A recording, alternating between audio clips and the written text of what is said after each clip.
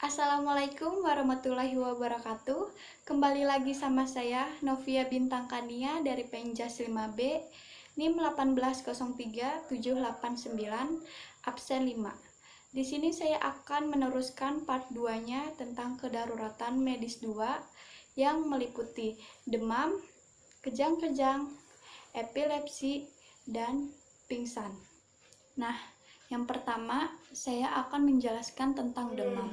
Demam di sini adalah peningkatan suhu tubuh di atas normalnya manusia, yang dimana kita tahu normalnya tubuh manusia antara 36 derajat Celcius sampai 30 derajat Celcius. Sehingga ketika lebih dari itu bisa dikatakan demam. Nah, sebelum itu kita bisa pastikan terlebih dahulu nih untuk mengecek suhu tubuh kita dengan menggunakan alat, yaitu termometer. Namun, demam juga bisa merupakan respon tubuh kita terhadap terjadinya infeksi, baik itu bakteri, virus, jamur, dan lain-lain. Nah, apa sih yang bisa kita lakukan apabila orang lain atau diri kita mengalami demam? Yang pertama, diusahakan jangan panik. Karena ketika kondisi tidak panik, maka akan mengurangi tingkat stres pada tubuh kita. Yang kedua, berikan kompres air hangat. Yang ketiga, perbanyak minum air putih. Keempat, hindari berpakaian berlapis atau selimut tebal karena menghambat pertukaran suhu tubuh dengan udara. Yang kelima, minumlah obat demam dan beristirahatlah.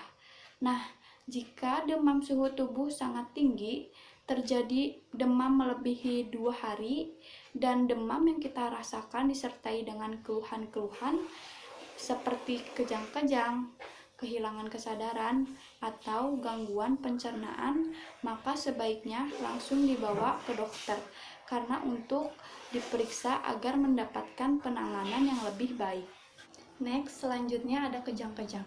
Kejang-kejang ini merupakan kekakuan tubuh atau alat gerak akibat kontraksi atau relaksi otot yang tidak terkendali, sehingga sering terjadi pada balita atau anak-anak. Nah, kejang-kejang di sini dibagi menjadi 2 bagian, yaitu kejang menyeluruh dan kejang vokal atau hanya sebagian. Nah, kalau kejang menyeluruh, ciri-cirinya yaitu pasien tidak sadarkan diri, badan kaku dan bergetar, mata mendelik ke atas, dan mulut berbusa. Sedangkan kejang vokal atau hanya sebagian adalah pasien sadarkan diri dan yang terkena hanya sebagian tubuh saja. Misalkan bagian tangan kiri dan kaki kirinya saja yang terkena kejang tersebut. Selanjutnya ada pertolongan pada korban kejang. Nah, pertolongan di sini kita sebagai penolong tidak bisa banyak dilakukan karena kejang sendiri akan berhenti. Tetapi yang terpenting adalah jangan melawan kejang tersebut, jangan berusaha menyumpal mulut, jaga pernafasannya dan hindari dari bahaya sekitar, dan jauhkan benda-benda yang tajam dari si anak yang sedang mengalami kejang tersebut. Selanjutnya ada epilepsi. Yang sering kita sebut adalah AYAN. Adalah kondisi yang dapat menjadikan seseorang mengalami kejang-kejang secara berulang. Kejang di sini yaitu kerusakan atau perubahan dalam otak sehingga akan mengalami masalah pada tumbuh kembang si anak.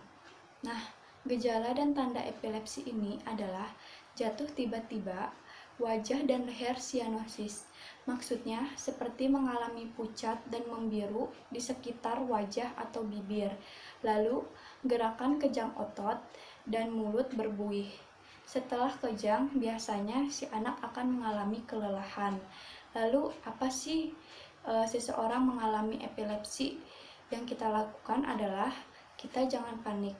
Sebisa mungkin kita harus mengontrol emosi kita untuk membantu si anak yang mengalami epilepsi tersebut. Lalu yang kedua, pastikan dia dalam keadaan yang aman dan jauhkan dia dari benda-benda yang tajam. Karena dalam kondisi epilepsi ini, maka si anak akan mencelakai dirinya sendiri. Lalu baringkan tubuh ke arah kanan atau kiri agar cairan yang di dalam mulut bisa keluar. Nah, setelah kejang berakhir, si anak akan mengalami ketakutan atau kebingungan dengan kondisi yang dia alami.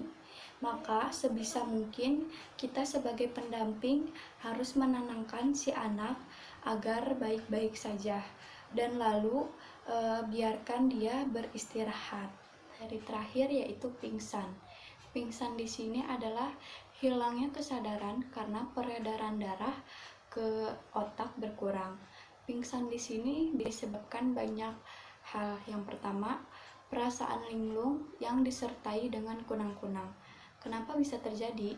Karena hal ini kurangnya fokus atau stamina dalam mengikuti kegiatan.